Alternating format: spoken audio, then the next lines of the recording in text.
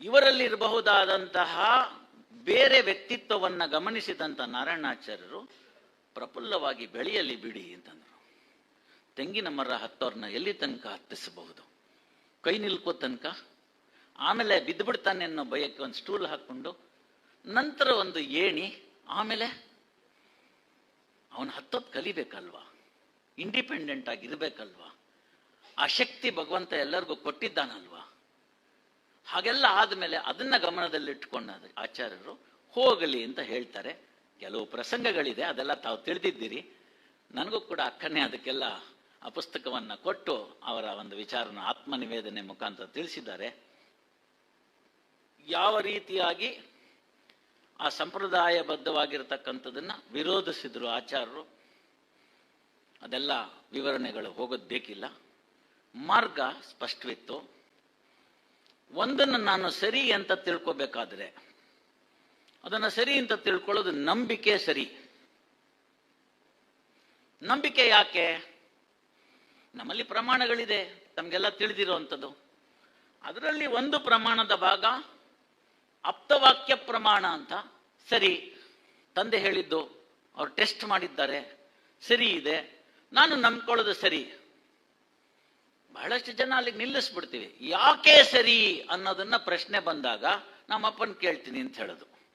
ಇದಕ್ಕೇನು ಉತ್ತರ ರೀ ಅಂತಂದ್ರೆ, ನಮ್ಮ ಮೇಷ್ಟ್ರನ್ನ ಕೇಳ್ಬಿಟ್ಟು ಹೇಳ್ತೀನಿ ಅಂತ ಮೇಷ್ಟ್ರ ಹತ್ರ ಹೋಗೋದು.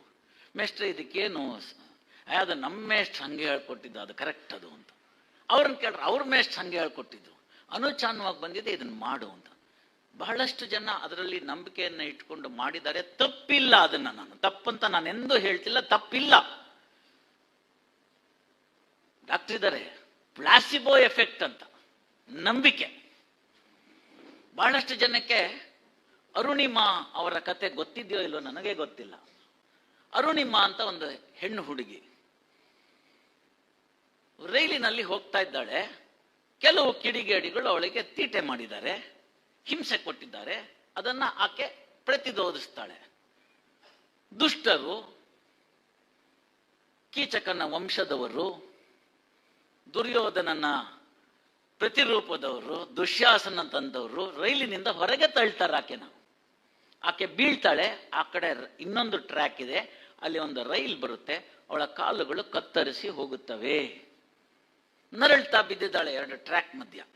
ಈ ಕಡೆ ಒಂದು ಟ್ರ್ಯಾಕು, ಆ ಕಡೆ ಒಂದು ಟ್ರ್ಯಾಕು. ಆ ಟ್ರ್ಯಾಕ್ ಮಧ್ಯೆ ಬಿದ್ದಿದ್ದಾಳೆ. ರಕ್ತ ಎಲ್ಲ ಸೋರಿ ಹೋಗಿದೆ. ಈ ಕಡೆಯಿಂದ ರೈಲ್ ಹೋಗುತ್ತೆ, ಆ ಕಡೆಯಿಂದ ರೈಲ್ ಬರುತ್ತೆ, ಈ ಕಡೆಯಿಂದ ರೈಲ್ ಹೋಗುತ್ತೆ, ಆ ಕಡೆಯಿಂದ ರೈಲ್ ಬರುತ್ತೆ. ಯಾರೊಬ್ರು ನಿಲ್ಲಿಸ್ತಾ ಇಲ್ಲ. ಕೊನೆಗೊಬ್ಬ ಡ್ರೈವರ್ ನೋಡ್ತಾನೆ.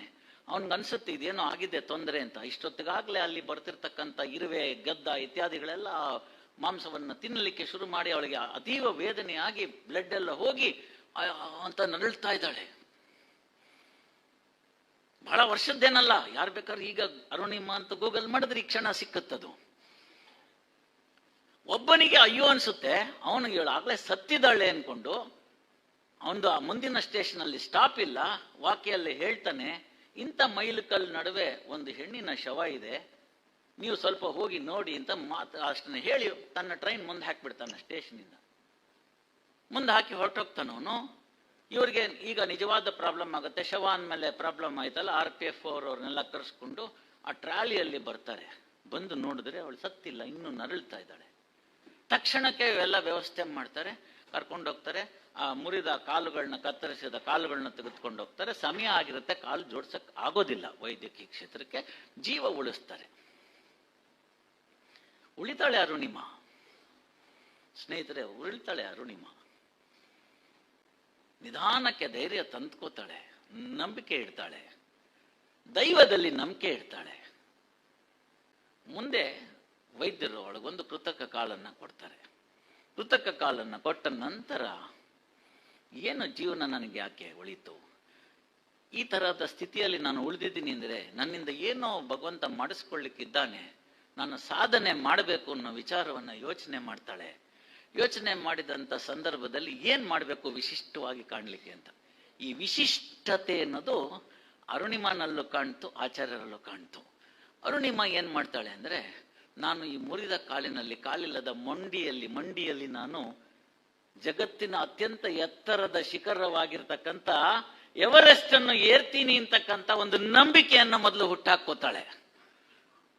ಎವರೆಸ್ಟ್ ಅನ್ನು ಏರ್ತೀನಿ ಅಂತ. ಅದಕ್ಕಾಗಿ ಬಚೇಂದ್ರ ಪಾಲ್ನ ಕೇಳ್ತಾಳೆ ಹೋಗಿ.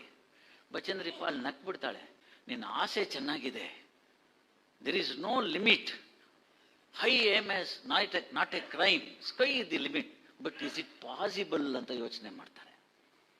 ಅವಳಿಗೂ ಬರೋದಿಲ್ಲ. ಆದರೆ ಕಣ್ಣಿನಲ್ಲಿದ್ದಂಥ ಅರುಣಿಮಾ ಕಣ್ಣಿನಲ್ಲಿರ್ತಕ್ಕಂಥ ಹೊಳಪು, ಆ ನಂಬಿಕೆಯನ್ನು ಗಮನದಲ್ಲಿಟ್ಟುಕೊಂಡಂಥವ್ರವರು ಇವಳ ನಂಬಿಕೆಯನ್ನು ನೋಡಿ ಬೇಸ್ ಕ್ಯಾಂಪ್ ಕರ್ಕೊಂಡು ಹೋಗ್ತಾಳೆ. ಮೊದಲು ಬೇಸ್ ಕ್ಯಾಂಪ್ ಆದರೆ ಮುಂದಿನ ನೋಡೋಣ ಅಂತ. ಹಾಗೆ ಬೇಸ್ ಕ್ಯಾಂಪನ್ನು ಅವಳು ಸುಖವಾಗಿ ಮಾಡಿದ ನಂತರ ಅರುಣಿಮಾ ಬಚೇಂದ್ರಿ ಪಾಲ್ ಜೊತೆಗೆ ಎವರೆಸ್ಟ್ ಅನ್ನು ಏರ್ತಾಳೆ. ಇದನ್ನು ಎಕ್ಸ್ಪ್ಲೈನ್ ಮಾಡುವಂಥ ಮೆಡಿಕಲ್ ವರ್ಡ್ಗೆ ಹೇಳಿದ್ರೆ ಕಷ್ಟ ಆಗುತ್ತೆ. ಅದಕ್ಕೆ ಅವ್ರು ಅಂತಾರೆ ನಂಬಿಕೆ ಸರ್ ಅದು, ಅದಕ್ಕೆ ನಾವು ಪ್ಲಾಸಿಬೋ ಎಫೆಕ್ಟ್ ಅಂತ ಕರಿತೀವಿ ಅಂತಾರೆ. ಆಚಾರ್ಯರಲ್ಲಿ ಇಂಥ ನಂಬಿಕೆ ಬರುತ್ತೆ. ನಾನು ಇದನ್ನೆಲ್ಲ ಧಿಕ್ಕರಿಸ್ತೀನಿ, ಸ್ವತಂತ್ರವಾಗಿ ಬೆಳಿತೀನಿ, ನನ್ನ ತಂದೆ ಹೇಳಿದ್ದು ಅಂತ ಮಾತ್ರಕ್ಕೆ ಅದನ್ನ ಇದಮಿತ್ತಮ್ ಅಂತ ಒಪ್ಕೊಳ್ಳಕ್ಕೆ ಸಾಧ್ಯ ಇಲ್ಲ. ನಾಳೆ ಚರ್ಚೆಗೆ ಬರಬಹುದು, ನಿಮ್ಮದು ಶ್ರೇಷ್ಠ ಯಾಕೆ ಅಂತ ಕೇಳಬಹುದು. ಕೇಳಿದಂತ ಸಂದರ್ಭದಲ್ಲಿ ನನಗೆ ನಿರುತ್ತರನಾಗಿ ನನ್ನ ತಂದೆಯನ್ನು ಕೇಳಿಕೊಂಡು ಬರ್ತೀನಿ ಅಂತ ವಾಪಸ್ ಹೋಗುವಂತ ಅವಶ್ಯಕತೆ ಆಗಬಾರ್ದು. ತಂದೆ ಹೇಳಿಬಹುದು, ತಾತ ಹೇಳಬಹುದು, ಗುರುಗಳು ಹೇಳಬಹುದು, ಆದರೆ ಸತ್ಯ ನನಗೆ ಗೋಚರವಾಗಬೇಕು ಎಂಬ ಒಂದು ದೃಢ ನಿರ್ಧಾರದಿಂದ ನಾನು ನನ್ನ ಸ್ವಾಧ್ಯಾಯವನ್ನ ಮಾಡ್ತೀನಿ ಅಂತ ಯೋಚನೆ ಮಾಡ್ತಾರೆ. ತಮಗೆಲ್ಲ ತಿಳಿದಿದೆ ಆಗಿನ ಕಾಲದ ಕಾನ್ವೊಕೇಶನ್ ಹೇಗಿರ್ತಿತ್ತು. ಕಾಮನ್ ಕಾನ್ವೊಕೇಶನ್ ಈಗಿನ ಕಾಲದ ದೊಡ್ಡ ದೊಡ್ಡವನ್ನ ಕರೆಸಿ ಪ್ರಿಂಟೆಡ್ ಭಾಷಣವನ್ನ ಓದಿಸುವಂತ ಪದ್ಧತಿ ಇಲ್ಲ. ಎಲ್ಲರಿಗೂ ಇದ್ದಿದ್ದು ಕಾಮನ್ ಕಾನ್ವೊಕೇಶನ್. ಶಿಕ್ಷಾವಳಿಯ ಭಾಗ ಧರ್ಮಾನ್ನ ಪ್ರಮೇತವ್ಯಂ, ಕುಶಲಾತ್ನ ಪ್ರಮೇತವ್ಯಂ, ಭೂತ್ಯೈನ ಪ್ರಮೇತವ್ಯಂ, ಸ್ವಾಧ್ಯಾಯ ಪ್ರವಚನಾಭ್ಯಾಂ ನ ಪ್ರಮದಿತವ್ಯಂ. ವೆರಿ ಗುಡ್ ಸರ್, ಎಷ್ಟು ಚೆನ್ನಾಗಿ ಹೇಳಿದ್ರಿ. ಆಯ್ತು, ನಮ್ಗೇನು ಅರ್ಥ ಆಯ್ತು? ಸಂಸ್ಕೃತ ಬಿಡ್ತಲ್ಲ. ಇದು ಆಚಾರ್ಯರಿಗೂ ಕಾಡ್ತು. ಸ್ವಾಧ್ಯಾಯ ಮಾಡ್ತೀನಿ ಅಂತ ಮಾಡಿದ್ರು, ವಾದ ಗೆಲ್ಲುವುದು. ಸ್ನೇಹಿತರೆ, ಇದನ್ನ ಬಹಳ ನಾವು ಮುಖ್ಯವಾಗಿ ತಿಳ್ಕೊಳ್ಬೇಕು. ಇದು ಅಂದೆಂದಿಗಿಂತಲೂ ಇಂದು ಬಹಳ ಮುಖ್ಯವಾಗಿದೆ. ಸಮಾಜದ ದೃಷ್ಟಿಯಿಂದ, ದೇಶದ ಹಿತ ದೃಷ್ಟಿಯಿಂದ, ಧಾರ್ಮಿಕತೆ ಉಳಿಯುವ ದೃಷ್ಟಿಯಿಂದ, ಧರ್ಮವನ್ನು ಉಳಿಸುವ ದೃಷ್ಟಿಯಿಂದ, ಸತ್ಯವನ್ನ ಉಳಿಸುವ ದೃಷ್ಟಿಯಿಂದ ನಮ್ಗೆ ಅಂದೆಂದಿಗಿಂತಲೂ ಇಂದು ಬೇಕಾಗಿರ್ತಕ್ಕಂಥ ಒಂದು ಅಂಶ ಏನು ಅಂತಂದ್ರೆ, ಅದು ನಾವು ತಿಳಿದುಕೊಂಡಿರ್ತಕ್ಕಂಥ ಸಿದ್ಧಾಂತವನ್ನ ಪ್ರಪೌಂಡ್ ಮಾಡೋದು. ಅಂದ್ರೆ ಏನು ವಾದ ಇದೆ ಅದನ್ನ ಮಂಡಿಸುವುದರ ಮುಖಾಂತರ ಗೆಲ್ಲಬೇಕೇ ಹೊರತು ಕೇವಲ ಅನ್ಯದವನು ತಪ್ಪು ಅಂತ ಖಂಡಿಸಿದ್ದರಿಂದ ನನ್ನ ಸಿದ್ಧಾಂತ ಸರಿಯಾಯಿತು ಅನ್ನೋದು ತಪ್ಪು ಕಲ್ಪನೆ ಅಂತ. ಇದನ್ನ ಸ್ಪಷ್ಟತೆ ತಿಳ್ಕೋಬೇಕು. If the other man is wrong, you are not right ಅಂತ ಲಾಜಿಕ್. ಹೇಳಿ ಕೇಳಿ ನಾರಾಯಣಾಚಾರ್ಯರು ತರ್ಕದಲ್ಲಿ ಇದ್ದಂಥವ್ರು, ಹಾನಗಲ್ಲಿಂದ ಓದಿ ವಿಶ್ವನಾಥ ಶಾಸ್ತ್ರಿಗಳಿಂದ ತಿಳ್ಕೊಂಡು ಬಂದಂಥವ್ರು. ಅಂತಹ ತರ್ಕದಲ್ಲಿ ಇದ್ದಂಥದನ್ನ, ತರ್ಕವನ್ನ ನಾನು ಪಂಡಿತವನ್ನ ಪಡಿಬೇಕು ಅಂತ ಯೋಚನೆ ಬರುತ್ತೆ. ಚಿಕ್ಕ ವಯಸ್ಸಲ್ವಾ, ಹಲವಾರು ಯೋಚನೆಗಳು ಬರುತ್ತೆ. ಒಮ್ಮೆಲೆ ಯೋಚನೆ ಮಾಡ್ತಾನೆ. ಈಗ ನನ್ನ ಮಗನೂ ಯೋಚನೆ ಮಾಡ್ತಾನೆ. ನಮ್ಮಪ್ಪನ ಕರೆಸಿದ್ರು, ಬೇಕಾದಷ್ಟು ಕಡೆ ಹಾರ ತುರಾಯಿ ಹಾಕಿದ್ರು, ಒಳ್ಳೆ ದೊಡ್ಡ ಕಾರ್ ಕೊಟ್ರು, ಹೋದ್ ಕಡೆ ಪೊಲೀಸ್ನವರು ಎಲ್ಲ ಸಿಗ್ತಾರೆ, ಎಲ್ಲ ಚೆನ್ನಾಗಿರುತ್ತೆ. ಅನ್ಸುತ್ತೆ ನಾನು ಜಡ್ಜ್ ಆಗ್ಬೇಕು ಅಂತ. ತಪ್ಪಿಲ್ಲ. ವೈದ್ಯರಿರ್ತಾರೆ, ಅವರನ್ನ ನೋಡ್ಲಿಕ್ಕೆ ಕ್ಯೂ ನಿಂತಿರ್ತಾರೆ, ತಪ್ಪಿಲ್ಲ. ಆಗ್ತಾರಾ? ಆಗ್ಬೇಕಾದ್ರೆ ಬೇಕಾದಂತ ಪರಿಶ್ರಮವಿದೆಯಾ ಅಂತಂದ್ರೆ ಆಗ ಯೋಚನೆ ಮಾಡಬೇಕಾಗುತ್ತೆ.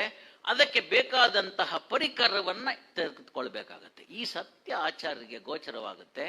ಆಗ ಯೋಚನೆ ಮಾಡ್ತಾರೆ, ನಾನು ಹೋಗಿ ಶಾಲೆಯಲ್ಲಿ ಕಲಿತು ಮತ್ತೊಂದು ಮಾಡಿ ಮಗದೊಂದು ಮಾಡಿ ಈ ಥರದ್ದೆಲ್ಲ ಮಾಡಿ ಆಗೋಷ್ಟರೊಳಗೆ ಮುಗಿದು ಹೋಗುತ್ತೆ, ಜೀವನ ಮುಗಿ ಹೋಗುತ್ತೆ. ಆದ್ರಿಂದ ನನಗೆ ಸ್ವಾಧ್ಯಾಯವೇ ಸರಿ ಅಂತ ಯೋಚನೆ ಮಾಡ್ತಾರೆ. ಹಾಗೆ ಸಂಸ್ಕೃತ, ಕನ್ನಡ ಇವುಗಳನ್ನೆಲ್ಲ ವಿಚಾರಣೆ ಮಾಡ್ತಾ ಮಾಡ್ತಾ ಮಾಡ್ತಾ ತಾವು ಓದ್ಕೋತಾರೆ. ಓದುವಾಗ ಯಾವ ವಾದವನ್ನು ಮಂಡಿಸುವುದರ ಮುಖಾಂತರ ಗೆಲ್ಲಬೇಕೋ ಅದೇ ರೀತಿ ನನ್ನ ಎದುರು ಪಕ್ಷದ ವಾದಿ ಯಾವ ರೀತಿಯಲ್ಲಿ ತಯಾರಾಗಿ ಬರ್ತಾನೆ, ಅವನ ಅಂಶಗಳು ಏನು ನನ್ನ ಸಿದ್ಧಾಂತಕ್ಕೆ ಅನುಕೂಲಕರವಾಗತ್ತದೋ ಅಥವಾ ಅನಾನುಕೂಲಕರವಾದಂಥದ್ದೋ ಇದೆ, ಅದು ಸರಿ ಅಲ್ಲ ಅಂತ ತೋರಿಸ್ಬೇಕಾದ್ರೆ ಮೊದಲು ಅವ್ರು ಏನು ಹೇಳ್ತಾರೆ ಅನ್ನೋದನ್ನ ತಿಳ್ಕೊಳ್ಬೇಕಾದಂಥ ಸಂದರ್ಭ ಬರುತ್ತೆ. ಆಗ ಶಂಕರ ಭಾಷ್ಯ ಇವರ ಕೈಯಲ್ಲಿ ಬರುತ್ತೆ. ಇಲ್ಲಿಗೆ ನೋಡಿ ಮುಗೀತು. ಹೇಳಿ ಕೇಳಿ ಉಡುಪಿನಲ್ಲಿ ನಾರಾಯಣಾಚಾರ್ಯ ಮಗನ ಕೈನಲ್ಲಿ ಶಂಕರ ಭಾಷ್ಯ ಇದೆ. ಹೋಯ್ತು ಮಾಣಿ ಅಂತಂದ್ರು ಅಂತ ಅವರ ಅಪ್ಪ ಅಂದಿದ್ದಕ್ಕೆ ಕಂಪ್ಲೇಂಟ್ ಹೇಳಿದ್ದನ್ನ ಆಚಾರ್ಯರು ತಮ್ಮ ಬಾಯಲ್ಲಿ ಹೇಳ್ಕೊತಾರೆ, ಮಾಣಿ ಕೆಡ್ತು ಅಂತ. ಬೇರೆ ಆಗದಿದ್ದವರು ಆಗಾಗಲೇ ನಾರಾಯಣಾಚಾರ್ಯ ಅವ್ರನ್ನ ಏಳಿಗೆಯನ್ನ ಸಹಿಸದಿರ್ತಕ್ಕಂಥವ್ರೆಲ್ಲರನ್ನು ಆಯ್ತಲ್ಲ, ನೋಡಿದ್ರಲ್ಲ ನಾರಾಯಣಾಚಾರ್ಯಗೆ ಎಂತ ಮಗ, ಅಬ್ಬಬ್ಬಬ್ಬಬ್ಬ ಅಂತ ಈ ರೀತಿ ಎಲ್ಲ ಆಡ್ಕೊಳ್ಳಿಕ್ ಶುರು ಮಾಡಿದ್ರು. ಸಮಯ ಬಹಳ ದಿವಸ ಆಗ್ಲಿಲ್ಲ, ಕಾಲ ಎಲ್ಲ ನೋಡುತ್ತೆ. ನಂತರ ಗೊತ್ತಾಯ್ತು, ಅದನ್ನ ಓದಿದ್ರು. ಓದಿದಂತ ಸಂದರ್ಭದಲ್ಲಿ ಅದರಲ್ಲಿ ಇರಬಹುದಾದ ಅನುಮಾನಗಳನ್ನ ಸೈದ್ಧಾಂತಿಕವಾಗಿ ಅರ್ಥ ಮಾಡ್ಕೋಬೇಕು ಸ್ನೇಹಿತರೆ. ಸೈದ್ಧಾಂತಿಕವಾಗಿ ಇದು ಸರಿ ಇದು ತಪ್ಪು ಅಂತ ಆಬ್ಜೆಕ್ಟಿವ್ ಟೆಸ್ಟ್ ಅಂತ ಕರಿತೀವಿ ನಾವು. ಆಬ್ಜೆಕ್ಟಿವ್ ಟೆಸ್ಟ್ ಅಂತಂದ್ರೇನು? ಒಂದು ಮ್ಯಾಥಮೆಟಿಕಲ್ ಈಕ್ವೇಶನ್ ನ ಒಂದು ಬೋರ್ಡಿನ ಮೇಲೆ ಬರೆದು ಮೇಷ್ಟ್ರು ಒಂದ್ಸತಿ ಬರೆದಾದ್ಮೇಲೆ ಅದರದ್ದು ಎಲ್ಲ ವಿಚಾರಗಳನ್ನ ತಿಳ್ಕೊಟ್ಟಾದ್ಮೇಲೆ ಹುಡುಗನನ್ನ ಕರೆದು ಅವನಿಂದ ಬರೆಸುವುದು. ಈ ಉತ್ತರ ಆ ಉತ್ತರ ಒಂದೇ ಆಗಿದ್ರೆ ಶಾಲೆಯಲ್ಲಿರ್ತಕ್ಕಂಥ ಎಲ್ಲ ಮಕ್ಕಳಿಗೂ ಅದೇ ಉತ್ತರ ಗೋಚರಿಸಬೇಕು, ಶಾಲೆ ಬಿಟ್ಟು ಹೊರಗಡೆ ಇರ್ತಕ್ಕಂಥವ್ರಿಗೂ ಅದೇ ಗೋಚರಿಸಬೇಕು. ಪ್ರಪಂಚದಾದ್ಯಂತ ಈ ಮ್ಯಾಥಮೆಟಿಕಲ್ ಈಕ್ವೇಶನ್ ಅನ್ನ ಸರಿ ಮಾಡ್ತು ಅಂತಂದ್ರೆ ಅದೇ ಉತ್ತರ ಬರಬೇಕು. ಆ ಉತ್ತರವನ್ನ ನಂಬಿಕೊಳ್ಳುವುದು ಬಿಡುವುದು ಅವರವರ ಇಚ್ಛೆ. ನಂಬಿಕೊಂಡರೆ ಆ ಒಂದು ಸಿದ್ಧಾಂತಕ್ಕೆ ನೀವು ಒಪ್ಕೊಳ್ಬೇಕು ಅಂತ. ಹಿಂದೂ ಧರ್ಮದ ಒಂದು ವಿಶೇಷತೆ ಏನು ಅಂತಂದ್ರೆ, ಹೀಗೆ ಸತ್ಯವನ್ನ ಕಂಡುಹಿಡಿದುಕೊಂಡು ಆಬ್ಜೆಕ್ಟಿವ್ ಟೆಸ್ಟ್ ನಲ್ಲಿ ಬಂದಿರತಕ್ಕಂತಹ ವಿಚಾರವನ್ನ, ಸತ್ಯವನ್ನ ನಿಮಗೆ ಗೋಚರವಾಗಿ ನಿಮ್ಮಷ್ಟಕ್ಕೆ ನೀವೇ ಕಲ್ತುಕೊಂಡ ಮೇಲೂ ಕೂಡ ಒಪ್ಪುವುದು ಬಿಡುವುದು ನಿಮ್ಮ ಇಚ್ಛೆಯನ್ನು ಸ್ವಾತಂತ್ರ್ಯವನ್ನ ಕೊಟ್ಟಂತ ಏಕೈಕ ಧರ್ಮ ಇದ್ರೆ, ಏಕೈಕ ರಾಷ್ಟ್ರ ಇದ್ರೆ ಅದು ಹಿಂದೂ ಧರ್ಮ ಮತ್ತು ಭಾರತ ರಾಷ್ಟ್ರ. ಹೀಗೆ ಆಬ್ಜೆಕ್ಟಿವ್, ಸೈದ್ಧಾಂತಿಕವಾಗಿ ಆಬ್ಜೆಕ್ಟಿವ್ ಟೆಸ್ಟ್ ಮುಖಾಂತರ ಇದು ಸರಿಯಲ್ಲ, ಇದು ಸರಿಯಲ್ಲ, ಇದು ಸರಿ, ಈ ಕಾರಣಕ್ಕಾಗಿ ಸರಿ, ನನ್ನ ತಂದೆ ಹೇಳಿದ್ದಾರೆ ಅನ್ನೋದು ಅಲ್ಲ, ಗುರುವಾಕ್ಯದಿಂದ ಅಲ್ಲ, ಇದನ್ನ ನೀನು ಬೇಕಾದ್ರೆ ಈ ತರ ಟೆಸ್ಟ್ ಮಾಡಿ ನೋಡಿಕೋ, ಈ ತರಹ ಟೆಸ್ಟ್ ಮಾಡಿ ನೋಡಿದಾಗ ನಿನಗೆ ಈ ರೀತಿ ರಿಸಲ್ಟ್ ಬಂದ್ರೆ ಇದನ್ನ ಒಪ್ಪು ಬಿಡು, ನಿನ್ನಿಚ್ಛೆ. ಒಪ್ಪುತ್ತಿ ಅಂತಂದ್ರೆ ನನ್ನ ಜೊತೆ ನಿಂತ್ಕೋತಿ, ಇಲ್ಲದಿದ್ರೆ ನನ್ನ ವಿರುದ್ಧದಲ್ಲಿ ಇರ್ತಿ ಅಷ್ಟೇ, ನೀನಿರಬಹುದು ಅಂತಕ್ಕಂಥ ವಿಶಾಲ ಮನೋಭಾವನವನ್ನ, ದೃಷ್ಟಿಕೋನವನ್ನ ಬೆಳೆಸ್ಕೋತಾ ಬಂದಾಗ ಹಲವಾರು ವಿಚಾರಗಳು ತಿಳಿತಾ ಹೋಯಿತು. ಶಾಸ್ತ್ರದ ಬಗ್ಗೆ ಇದ್ದಂತಹ ವಿವರಣೆಗಳ ಅಪಭ್ರಂಶಗಳು ದೂರವಾಯಿತು. ವಿಜ್ಞಾನ, ಮನಃಶಾಸ್ತ್ರ ಮತ್ತು ನ್ಯೂಮರಾಲಜಿ, ಅಂಕಗಣಿತ, ಇವುಗಳನ್ನ ಒಂದು ಹೊರೆ ಅಂತ ಕರ್ಕೊಂಡ್ರೆ ನಾವು ಆ ಹೊರೆಗೆ ಹಚ್ಚಿ ಈ ಶಾಸ್ತ್ರಾರ್ಥವನ್ನ ಮಾಡುವಂತ ಮೊಟ್ಟ ಮೊದಲನ ಪ್ರಯತ್ನವನ್ನ ಆಚಾರ್ಯರು ಕೂರ್ತು ಮಾಡ್ತಾರೆ. ಅವ್ರು ಹೇಳಿದಂತ ಮಾತು ತಾವು ಎಲ್ಲ ಅದನ್ನ ಪರೀಕ್ಷೆಗೆ ಒಳಪಡಿಸಬಹುದು. ನ್ಯೂಮರಾಲಜಿ ಮತ್ತು ಸೈಕಾಲಜಿ ಬಿಟ್ರೆ ಶಾಸ್ತ್ರಕ್ಕೆ ವಿಕ್ಷಿಪ್ತ ಅರ್ಥ ಬರುತ್ತೆ ಅಂತಕ್ಕಂಥ ಒಂದು ಭಾವನೆಯನ್ನ ಅವ್ರು ವ್ಯಕ್ತಪಡಿಸ್ತಾರೆ. ಮೊದಲಿಗೆ ಜೀರ್ಣಿಸ್ಕೊಳ್ಳೋದು ಕಷ್ಟ ಆಗುತ್ತೆ. ಮಲ್ಲೇಪುರಂ ಅವರು ಹೇಳಿದ್ರು, ಒಂದು ದಿವಸಕ್ಕೆ ನಿಮ್ಗೆ ಆಚಾರ್ಯರು ಒಳಗಿಳಿಯೋದಿಲ್ಲ, ಪದೇ ಪದೇ ಪ್ರಯತ್ನ ಮಾಡಿದ್ರೆ ಕಷ್ಟ ಆಗೋದಿಲ್ಲ ಅಂತ. ಹಾಗಾಗಿ ಆ ಸಂಸ್ಕೃತದಲ್ಲಿ ಬರಬಹುದಾಗಿರ್ತಕ್ಕಂಥ ಪದಚ್ಛೇದಗಳಿರಬಹುದು, ಪದವನ್ನ ಒಡೆದು ಅದಕ್ಕೆ ಅರ್ಥವನ್ನ ಕಲ್ಪಿಸ್ತಕ್ಕಂಥದ್ದು ಇರಬಹುದು. 800 ವರ್ಷಗಳ ಹಿಂದೆ ಮಧ್ವಾಚಾರ್ಯರು ಕೊಟ್ಟಂತಹ ಏನು ವಿವರಣೆಗಳಿತ್ತು, ಅದು ಕಾಲಘಟ್ಟದಲ್ಲಿ ಯಾವುದೇ ಲಿಖಿತವಾಗಿರ್ತಕ್ಕಂಥ ಗ್ರಂಥಗಳು ದೊರಕದೆ ಕೇವಲ ಬಾಯಿಂದ ಬಾಯಿಗೆ ಬಂದಂಥದ್ರಲ್ಲಿ ಆಗಿರಬಹುದಾಗಿರ್ತಕ್ಕಂಥ ಕೆಲವು ಅಪಭ್ರಂಶಗಳೇನಿದ್ವು, ಇವುಗಳನ್ನ ನಿವಾರಣೆ ಮಾಡಬೇಕು ಅನ್ನೋ ಪಣವನ್ನ ತೊಟ್ಟು ಹಲವಾರು ವಿಚಾರಗಳನ್ನ ಮಾಡ್ತಾರೆ. ಇಷ್ಟಾದ್ರೂ ಕೂಡ ಆಚಾರ್ಯರು ತಮ್ಮಷ್ಟಕ್ಕೆ ತಾವು ಒಳಮುಖಿಯಾಗಿರ್ತಾರೆ ಅಂತ ಅವರೇ ಹೇಳ್ಕೊತಾರೆ. ಐ ಆಮ್ ಅನ್ ಇಂಟ್ರಾವರ್ಟ್ ಅಂತ ಹೇಳ್ಕೊತಾ ಇರ್ತಾರೆ. ಆಚಾರ್ಯರ ಅಣ್ಣ ಸಮಾಜಕ್ಕೆ ತೆರ್ಕೊಂಡಿರ್ತಾರೆ, ಹಲವು ಸಾಹಿತ್ಯಿಕ ವಿಚಾರಗಳನ್ನ ತಿಳ್ಕೊಂಡಿರ್ತಾರೆ, ಪತ್ರಿಕೆಗಳಿಗೆ ಇತ್ಯಾದಿಗಳಿಗೆ ಬರೆಯೋದಿರ್ತಾರೆ. ಅವರು ಹುರಿದುಂಬಿಸ್ತಾರೆ ಆಚಾರ್ಯರನ್ನ, ಇಲ್ಲ ನೀವು ಉಪನ್ಯಾಸಕ್ಕೆ ಹೋಗ್ಬೇಕು ಅಂತ. ಆ ಉಪನ್ಯಾಸ ಹೋಗ್ಬೇಕು, ನಿನ್ನಷ್ಟಕ್ಕೆ ನೀನು ಇಟ್ಕೊಂಡ್ರೆ ಸಾಲದು, ಸ್ವಾಧ್ಯಾಯ ಆಯಿತು, ಅಲ್ಲಿರ್ತಕ್ಕಂಥದ್ದು ಏನು ಮ್ಯಾಂಡೇಟ್ ಇದೆ ಶಿಕ್ಷಾವಳಿನಲ್ಲಿ, ಸ್ವಾಧ್ಯಾಯ ಆದರೆ ಅಷ್ಟೇ ಸಾಲುದಿಲ್ಲ, ಸ್ವಾಧ್ಯಾಯ ಪ್ರವಚನಾಭ್ಯಾಂ ನ ಪ್ರಮದಿತವ್ಯಂ ಅಂತ ಇದೆ ಅಂತ ಹೇಳ್ತಾರೆ. ಅದನ್ನ ಎಚ್ಚರಿಸ್ತಾರೆ. ತಿಳಿದಿದಂತಹ ಸತ್ಯ, ಗೋಚರಿಸಿದಂತಹ ಸತ್ಯ ಮಿಥ್ಯೆಯನ್ನು ಹೊಡೆದಾಕಿದಾಗ ಗ್ರಹಣ ಹಿಡಿದಂತ ಸೂರ್ಯ ಹೇಗೆ ನಂತರ ಗ್ರಹಣ ಬಿಟ್ಟ ನಂತರ ಪ್ರಖರವಾಗಿ ಕಾಣಿಸ್ತಾನೋ ಆ ರೀತಿ ಸತ್ಯ ಪ್ರಖರವಾಗಿ ಕಾಣಿಸಬೇಕು ಅನ್ನೋ ದೃಷ್ಟಿಯನ್ನ ಇಟ್ಟುಕೊಂಡು ನಿನಗೆ ತಿಳಿದಿದ್ದನ್ನು ಹೇಳು ಹೊರಗಡೆ ಅಂತ ಹೇಳ್ತಾರೆ. To stand alone from the crowd it requires lot of courage ಅಂತ ಇಂಗ್ಲಿಷ್ ಸೇಯಿಂಗು. ಎಲ್ಲರೊಟ್ಟಿಗೆ ನಿಲ್ಲೋದು ಸುಲಭ, ಗುಂಪಿನಿಂದ ಹೊರ ನಡೆದು ಇದು ಸತ್ಯ, ನಾನು ಇದನ್ನ ಪ್ರತಿಪಾದಿಸ್ತೀನಿ ಅಂತ ಹೇಳೋದಕ್ಕೆ ಸಾಕಷ್ಟು ಧೈರ್ಯ ಸ್ಥೈರ್ಯ ಬೇಕಾಗುತ್ತೆ. ವಿಚಾರಗಳಲ್ಲಿ ಕ್ಲಾರಿಟಿ ಅನ್ನೋದಿರಬೇಕಾಗುತ್ತೆ. ಕ್ಲಾರಿಟಿ ಬಂದ್ರೆ ಕನ್ವಿಕ್ಷನ್ ಬರುತ್ತೆ, ಕ್ಲಾರಿಟಿ ಇಲ್ಲದೆ ಇದ್ರೆ ಕನ್ವಿಕ್ಷನ್ ಬರೋದಿಲ್ಲ. ಇದು ಇಂಗ್ಲಿಶಿನ ಸೇಯಿಂಗು ಹೌದು. One who is pure and sure, one who is pure and sure will always hold his head high ಅಂತಕ್ಕಂಥದ್ದು ಇಂಗ್ಲಿಶಿನ ಸೇಯಿಂಗು. ನಾನು ಶುದ್ಧನಾಗಿದ್ದೇನೆ ಮತ್ತು ನನಗೆ ಏನು ತಿಳಿದಿದೆ ಅದನ್ನು ನಾನು ಖಚಿತತೆಯಿಂದ ತಿಳಿಸಬಲ್ಲೆ ಅಂತಕ್ಕಂಥ ವ್ಯಕ್ತಿ ನೇರವಾಗಿ ತಲೆ ಎತ್ತಿ ಆ ವಿಚಾರಗಳನ್ನು ಪ್ರಸ್ತುತಪಡಿಸುವಾಗ ನಾಲಿಗೆಯಿಂದ ಮಾತು ಬರದೆ ನಾಭಿಯಿಂದ ಹೊರ ಬರುತ್ತಲ್ಲ, ಆ ಕ್ಲಾರಿಟಿನ ಕೇಳ್ಕೊಳ್ತಕ್ಕಂಥ ಪರಿಸ್ಥಿತಿ ಬರುತ್ತೆ. ಬೌಲರ್ ಯಾರು ಅನ್ನೋದು ಮುಖ್ಯ ಆಗಲ್ಲ. ಸಚಿನ್ ತೆಂಡೂಲ್ಕರ್ ಅವ್ರನ್ನ ಕೇಳ್ತಾರೆ ಒಂದು ಇಂಟರ್ವ್ಯೂನಲ್ಲಿ, ಮಾಲ್ಕಮ್ ಮಾರ್ಷಲ್ 6 ಅಡಿ 2 ಇಂಚ್ ಎತ್ತರ ಇದ್ದಾನೆ, ಬಾಡಿ ಲೈನ್ ಬೌಲಿಂಗ್ ಮಾಡ್ತಾನೆ, ಅವನ್ ಬೌಲಿಂಗ್ ಮಾಡ್ರೆ ನಿನ್ ತಲೆ ಹೋಗೋದು ಗ್ಯಾರಂಟಿ, ಹಿಂಗೆ ಭಯ ಆಗಲ್ವಾ ನಿಂಗೆ ಅಂತ. ತಾವೆಲ್ಲ ನೋಡಿದಿರಲ್ಲ ತೆಂಡೂಲ್ಕರ್ ಅವ್ರನ್ನ, ದೈತ್ಯಾಕಾರದ ವ್ಯಕ್ತಿ ಆ ಕಡೆಯಿಂದ ಬಂದು ಎಸಿತಾನೆ ಬೋಲ್, ನಿನ್ಗೆ ಆಗಲ್ವಾ ಭಯ ಅಂತ ಕೇಳ್ತಾನೆ. ತೆಂಡೂಲ್ಕರ್ ಅವ್ರ ಉತ್ತರ ಚಂದ ಇರುತ್ತೆ. ಏನಿರುತ್ತೆ ಅಂದ್ರೆ, ನಾನು ಮಾರ್ಷಲ್ನ ನೋಡಲ್ಲ, ಅವನು ಹಾಕೋ ಬಾಲ್ನ ನೋಡ್ತೀನಿ, ಅದರ ಮೆರಿಟ್ ಮೇಲೆ ಆಟ ಆಡ್ತೀನಿ ಅಂತ. ಆಚಾರ್ಯರ ವಿಚಾರನೂ ಆ ರೀತಿ ಬರುತ್ತೆ. ಯಾರು ಬರಲಿ ಪರವಾಗಿಲ್ಲ, ನಾನು ತಿಳಿದಿದ್ದು ಸತ್ಯ ಅಂತ ನನಗೆ ಗೋಚರವಾಗಿದೆ, ಆ ಸತ್ಯವನ್ನ ಅವರ ಮುಂದೆ ತೆರೆದಿಡ್ತೀನಿ. ಎದುರುವಾದಿ ಯಾರು ಬಂದಿರ್ತಾನೆ ಅನ್ನೋದು ನನಗೆ ಮುಖ್ಯ ಆಗಲ್ಲ, ಅವನು ಯಾವ ಧರ್ಮದವನಾಗಿರ್ತಾನೆ ಅನ್ನೋದು ಮುಖ್ಯ ಆಗಲ್ಲ. ಪಡಿಸತಕ್ಕಂಥ ವಿಚಾರದ ಬಗ್ಗೆ ನನಗೆ ಸತ್ಯದ ಬಗ್ಗೆ ಖಚಿತತೆ ಬಗ್ಗೆ ಅರಿವಿದೆ. ಆ ಅರಿವಿನ ಮೇಲೆ ನಾನು ನಂಬಿಕೆ ಇಟ್ಟಿದ್ದೇನೆ. ನನ್ನ ಸ್ವಾಧ್ಯಾಯ ಸುಳ್ಳಾಗಬೇಕು, ಆದರೆ ನಾನು ಸೋಲ್ತೇನೆ. ನನ್ನ ಸ್ವಾಧ್ಯಾಯ ಸರಿ ಅಂತಾದರೆ ನಾನು ಗೆಲ್ತೇನೆ ಅಷ್ಟೇ. ಗೆಲ್ಲೋದು ಸೋಲೋದು ಮುಖ್ಯ ಅಲ್ಲ.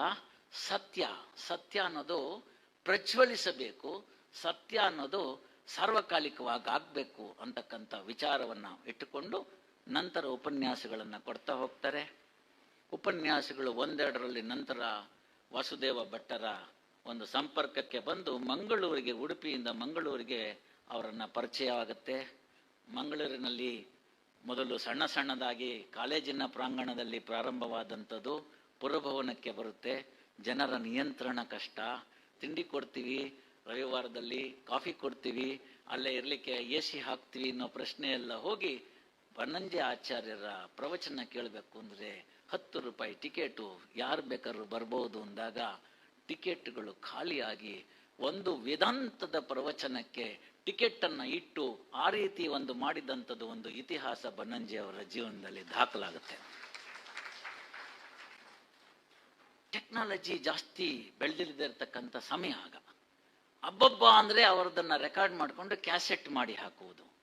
ಆ ಕ್ಯಾಸೆಟ್ ಮಾಡಿ ಹಾಕಿದ್ರ ಪರಿಣಾಮ ದೇಶ ವಿದೇಶಗಳಲ್ಲಿ ಅವರ ಒಂದು ಪಾಂಡಿತ್ಯ, ಆ ಒಂದು ವಸ್ತುಸ್ಥಿತಿ ಹಾಗೂ ಸಿದ್ಧಾಂತವನ್ನ ಅವರು ಎಳೆಯಾಗಿ ಬಿಡಿಸಿ ಅದನ್ನ ಜನಸಾಮಾನ್ಯರಿಗೂ ಅರ್ಥ ಆಗೋ ರೀತಿಯಲ್ಲಿ ಹೇಳ್ತಕ್ಕಂಥ ಕಲೆ ಬಹಳಷ್ಟು ಬೇಗ ಪ್ರಚಾರಗೊಂಡು ಕೇವಲ ಉಡುಪಿ, ಮಂಗಳೂರು, ಕರಾವಳಿಗಷ್ಟೇ ಸೀಮಿತವಾಗದೆ ಬೆಂಗಳೂರಿಗೆ, ನಂತರ ಮಹಾನಗರಗಳಿಗೆ, ಚೆನ್ನೈನಲ್ಲಿ ಇತ್ಯಾದಿ ಎಲ್ಲ ಕಡೆಗೆ ಅವರ ವಿಚಾರಧಾರೆ ಹರಿದು ಹೋಗುತ್ತೆ. ಹೆಚ್ಚೇನು ಒಂದು ವಿಶ್ವದಲ್ಲಿ ವಿವೇಕಾನಂದರು ಹೋಗಿರ್ತಕ್ಕಂಥ ಒಂದು ಧರ್ಮ ಸಭೆಯನ್ನ ಪುನಃ ಹೋಗುವಂತ ಅವಕಾಶ ಬಂದಾಗ ಮಾತಾಡೋದಕ್ಕೆ ಏನು ಅವಕಾಶ ಇರೋದಿಲ್ಲ ಅಲ್ಲಿ ಅವ್ರಿಗೆ. ಆದರೆ ಹೋಗಿ ಬಂದಿದ್ದೇ ಒಂದು ಪ್ರವಾಸ ಕಥನವಾಗುತ್ತೆ.